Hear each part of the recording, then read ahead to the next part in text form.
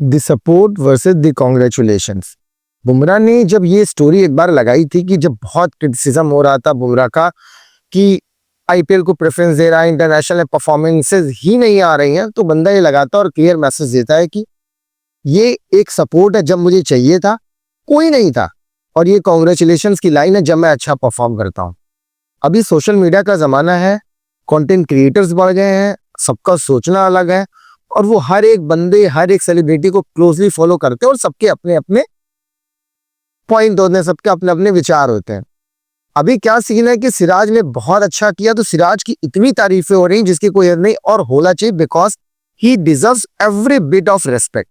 लेकिन क्या उसके चक्कर में हमें बुमराह की बुराई करनी चाहिए ताकि सिराज को हम ऊपर दिखा सके?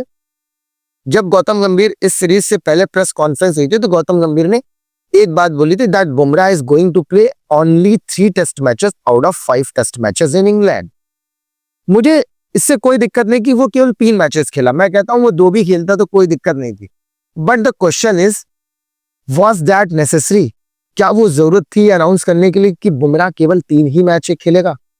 हम अपने प्लान्स के हिसाब से, उसके बॉडी की जरूरत के हिसाब से, उसे मैच सिचुएशन के हिसाब से, सीरीज सिचुएशन के हिसाब से हम उसे खिला सकते थे।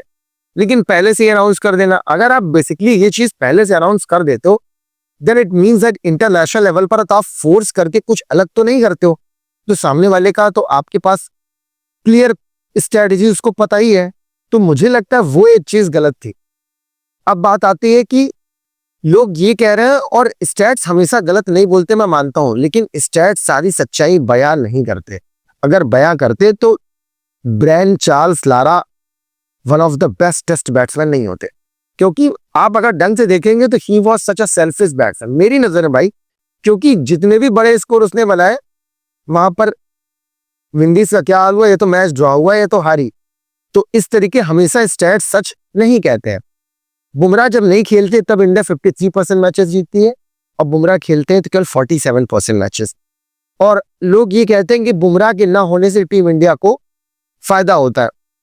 I am having only one question कि जिस मैच में बुमराह खेला है और इंडिया हारी है, क्या वहां पर बुमराह का परफॉर्मेंस नहीं आया? क्या पूरी बॉलिंग यूनिट ने परफॉर्म नहीं किया? आप अगर वो स्कोर कार्ड उठा के देखेंगे तो you will clearly notice that कि वहां पर कोलैप्सेस बैटिंग साइड से हुए, बॉलिंग इतनी भी बेकार नहीं थी। और बुमराह के खेलने पर एक चीज होता है कि जो साथ के जो बॉलर्स होते हैं उनको इतना ज्यादा मतलब ऐसा महसूस करते हैं कि बुमराह सब कुछ कर देगा, we just have to assist him, और असिस्ट करने के चक्कर में वो अपना एफर्ट पूरा नहीं डाल पाते हैं।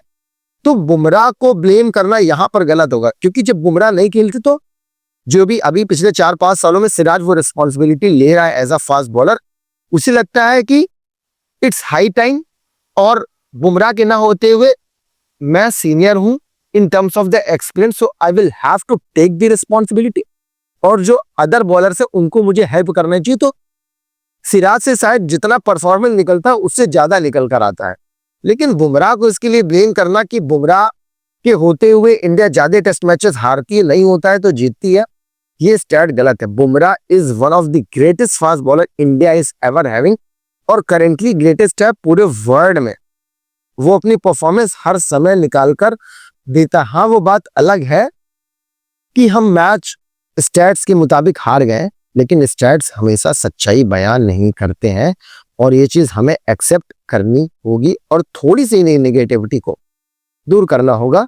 सिराज अच्छा कर रहा है, उसकी तारीफ करनी चाहिए, लेकिन उसकी तारीफ करते करते हमें ये नहीं भूल जाना चाहिए कि बुमराह की बुराई करना स्टार्ट कर दे, बिल्कुल भी नहीं।